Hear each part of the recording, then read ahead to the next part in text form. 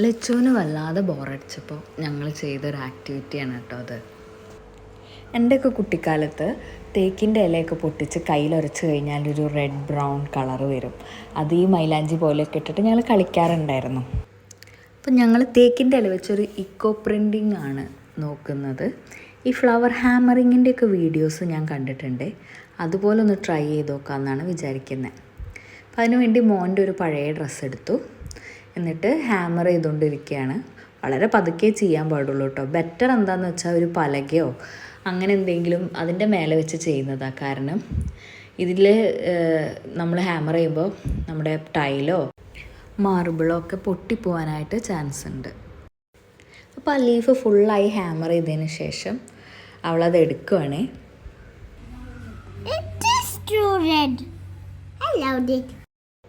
നല്ല ഭംഗിയുള്ളൊരു കളറാണല്ലേ. അതിൻ്റെ ഡീറ്റെയിൽസൊക്കെ നോക്കൂ. ആ ലീഫിൻ്റെ ഡീറ്റെയിൽസും കാര്യങ്ങളൊക്കെ നന്നായിട്ട് നമുക്ക് കിട്ടിയിട്ടുണ്ട്. ശരിക്കും എക്കോ പ്രിൻറ്റിങ് ഇങ്ങനെയൊന്നും അല്ല കേട്ടോ ചെയ്യുക. ഇനി ഇത് വാഷ് ചെയ്താൽ പോവുമോ എന്ന് ഒന്ന് നോക്കണം. അത് പാർട്ട് 2 കേട്ടോ.